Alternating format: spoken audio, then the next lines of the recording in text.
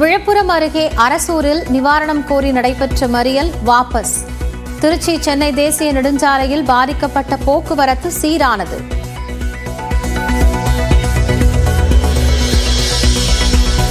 திருமணிமுத்தாற்றில் வெள்ளத்தால் சேலம் சாலையில் ஓடிய நீர் வடிய தொடங்கியது. பெங்களூரு சாலையில் பாதிக்கப்பட்ட போக்குவரத்து மீண்டும் தொடக்கம்.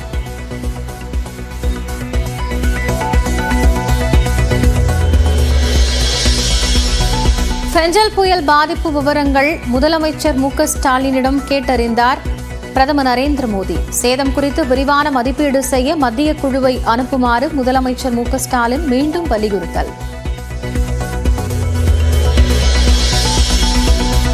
தமிழ்நாட்டிற்கு வெள்ள பாதிப்பை ஆய்வு செய்ய குழு அனுப்புவது குறித்து மத்திய அரசு இன்று ஆலோசனை.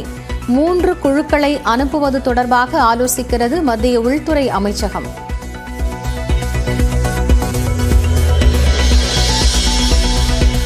சேலத்தில் பட்டர்ஃப்ளை பாலம் அருகே தேசிய நெடுஞ்சாலையில் தேங்கிய நீரை அகற்றும் பணி தீவிரம். வெள்ளத்தில் சிக்கியவர்கள் புல்டோசர் மூலம் மீட்பு.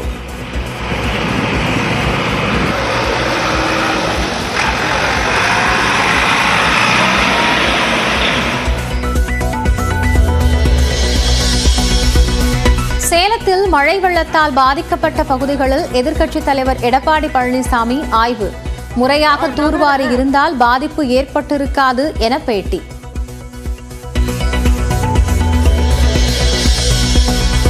திருவண்ணாமலையில் பாறை உருண்டு நிலச்சரிவு ஏற்பட்ட பகுதியில் 6வது சடலம் மீட்பு. மேலும் ஒருவரை தொடர்ந்து தேடி வரும் மீட்புப் படையினர்.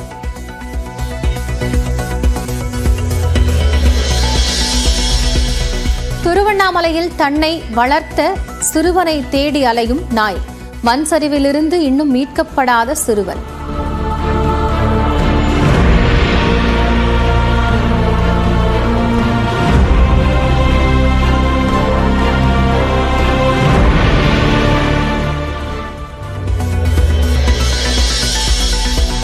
திருவண்ணாமலையில் நிலச்சரிவில் சிக்கி உயிரிழந்த 7 பேரின் குடும்பங்களுக்கு முதலமைச்சர் மு.க. ஸ்டாலின் இரங்கல்.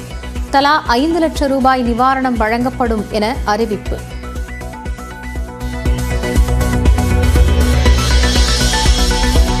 திருப்பத்தூர் புதூர்நாடு இடையே மீண்டும் போக்குவரத்து தொடக்கம். புதூர்நாடு பகுதியில் 5 இடங்களில் சரிந்த மண் அகற்றம்.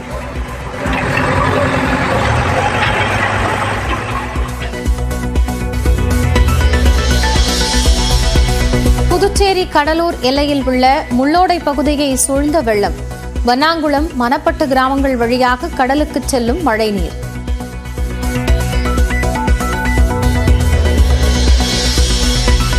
புதுச்சேரியில் சங்கராபரணி ஆற்றில் தொடரும் வெள்ளப்பெருக்கு.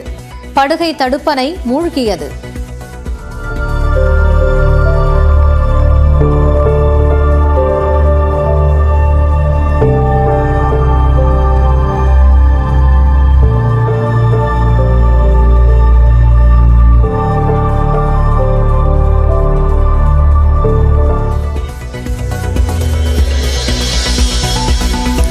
விழுப்புரம் மாவட்டம் சாத்தனூரில் வெள்ளத்தில் அடித்துச் செல்லப்பட்ட 120 ஆடுகள் வாழ்வாதாரத்தை இழந்து விட்டதாக விவசாயிகள் வேதனை.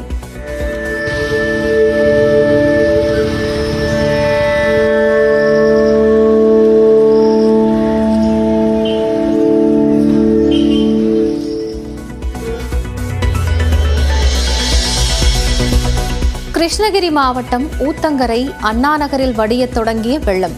வீடுகளில் உள்ள பொருட்களை வேறிடத்திற்கு எடுத்துச் செல்லும் மக்கள்.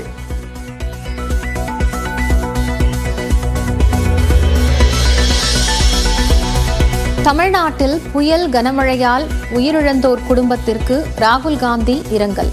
நிவாரணப் பணிகளில் காங்கிரஸ் தொண்டர்கள் ஈடுபடவும் வலியுறுத்தல். கிருஷ்ணகிரி, தர்மபுரி, சேலம், நாமக்கல், கரூர் மாவட்டங்களில் இன்று கனமழைக்கு வாய்ப்பு. திண்டுக்கல், தேனி, மதுரை, திருச்சி, பெரம்பலூர் மாவட்டங்களிலும் கனமழை பெய்யும் என கணிப்பு.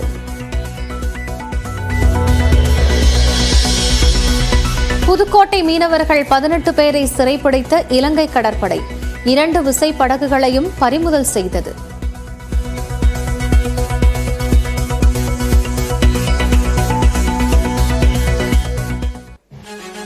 சேலம் திருமணி முத்தாற்றில் ஏற்பட்ட வெள்ளத்தால் பாதிக்கப்பட்ட சேலம் பெங்களூரு தேசிய நெடுஞ்சாலையில் 12 மணி நேரத்திற்கு பின்னர் போக்குவரத்து சீராக இருக்கிறது. கூடுதல் தகவல்களை செய்தியாளர் திருமலையிடம் கேட்கலாம். திருமலை, தற்போது போக்குவரத்து சரியாக இருக்கிறது, வெள்ளம் முழுமையாக வடிந்து விட்டதா? குறிப்பாக சேலம் மற்றும் ஏற்காட்டில் பெய்த கனமழையின் காரணமாக சேர்வராயன் மலைத்தொடரில் உற்பத்தியாகக்கூடிய திருமணி முத்தாற்றில் கடும் வெள்ளப்பெருக்கு ஏற்பட்டது.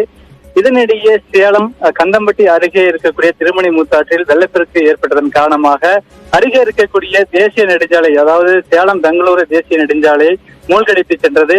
இதனால் நேற்று நள்ளிரவு 11 மணியிலிருந்து போக்குவரத்து தடைப்பட்டது. இதன் காரணமாக சேலம் பெங்களூரு செல்லக்கூடிய வாகனங்களும் சேலத்திலிருந்து கோவை செல்லக்கூடிய வாகனங்களும் ஆங்காங்கே நிறுத்தப்பட்டு போக்குவரத்து பாதிக்கப்பட்டது. இதனிடையே தற்போது 12 மணி நேரத்திற்கு பிறகு திருமணி முத்தாற்றில் ஏற்பட்டிருந்த வெள்ளப்பெருக்கு குறைந்ததன் காரணமாக தற்போது போக்குவரத்து சீராகி உள்ளது. தற்போது நின்று கொண்டிருந்த அனைத்து வாகனங்களும் மெதுவாக ஊர்ந்து செல்லக்கூடிய நிலை ஏற்பட்டிருக்கிறது.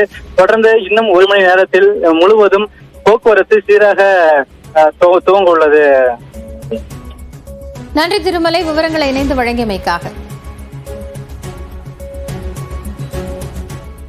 விழுப்புரம் திருவண்ணாமலை சாலையில் சூரப்பட்டு பகுதியில் தரைப்பாலத்தின் ஒரு பகுதி வெள்ள நீரில் அடித்துச் செல்லப்பட்டிருக்கிறது. இதனால் ஏற்பட்டுள்ள பாதிப்பு குறித்த விவரங்களோடு செய்தியாளர் கோகுல் இணைகிறார். அவரோடு பேசலாம். கோகுல், இப்போ என்ன பாதிப்பு ஏற்பட்டு இருக்கிறது? அந்த பகுதி மக்கள் எந்த வழியாக இப்போ பயணிக்கக்கூடிய சூழல் இருக்கு?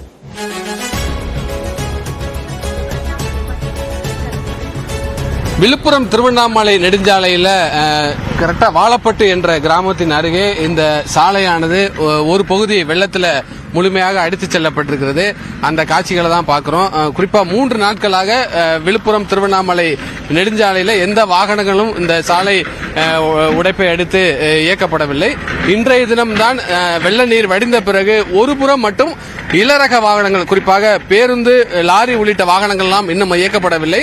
இன்னும் இந்த பகுதியில் பேருந்து சேவை தொடங்கப்படவில்லை. இளரக வாகனங்கள், சிறிய லெவலான கார், இருசக்கர வாகனங்கள் மட்டும் ஒரு புறம் செல்வதற்கு ஏற்பாடு செய்யப்பட்டிருக்கிறது. தற்பொழுது நெடுஞ்சாலைத்துறை இந்த உடைப்பட்ட இந்த சாலையை சரி செய்யக்கூடிய பணியில ஈடுபட்டு வர்றாங்க. இந்த வெள்ள நீர்ல அன்றைய தினம் ஒரு கார் ஏறக்குறைய 1/2 கிலோமீட்டர் தூரத்திற்கு அடித்துச் செல்லப்பட்டிருக்கிறது. அந்த பிரத்யேக வீடியோ காட்சிகள் எல்லாம் நமக்கு கிடைக்கப்பட்டிருக்கிறது. தொடர்ந்து ஒரு 5 இருசக்கர வாகனத்தில் சென்றவர்களும் அடித்துச் செல்லப்பட்டிருக்கார்கள். குறிப்பாக இந்த பகுதி முழுவதுமே இந்த சாலையின் அருகே வயல்வெளி பகுதி, கிட்டத்தட்ட 100கணக்கான ஏக்கர் இருக்கக்கூடிய இந்த விளைநிலத்தில் பயிர்கள் எல்லாம் வெள்ள நீரில் மூழ்கி இருக்கிறது. குறிப்பாக கரும்பு, நெல் மற்றும் வெண்டைக்காய் உள்ளிட்டவை எல்லாம் பயிரிடப்பட்டிருக்கக்கூடிய நிலையில் முழுவதும் வெள்ள நீரில் மூழ்கி இருக்கிறது. இந்த கிராமத்தில் இருக்கக்கூடிய பகுதி மக்கள்கிட்ட கேட்கலாம், சார் இது என்ன பிரச்சனை ஆச்சு? இந்த ரோடு எவ்வளவு கிட்டத்தட்ட 3 ஏக்கர் கிட்ட நாத்து விட்டு வச்சிருந்தாங்க. 45 பீப்புள்ஸ் நடுறதுக்கு வந்தாங்க. அன்னைக்கு நைட்டு பிடிச்ச மழை ஒன்றும் டேமேஜ் ஆயிடுது. நாத்து பூரா வெள்ளத்தில் போயிடுச்சு. ஒரு நாத்து கூட இல்லை. இப்போ ஃபுல்லாக கழனி பூரா இப்போ கல் மண் எல்லாம் இருக்குது. இதெல்லாம் கிளியர் பண்ணுறதுக்கு எனக்கு கிட்டத்தட்ட சிவியர் லாஸ். ரோடு என்ன பிரச்சனை ஆச்சு சார்? ரோடு பாதி வீரமூர் ஏரி உடஞ்சிச்சு சார். உடஞ்சி இந்த வழி ஃபுல்லாக தண்ணி வந்துடுச்சு. இந்த நாற்று உளுந்து எல்லா பயிருமே ஃபுல்லாகவே அடிச்சுட்டு போயிடுச்சு.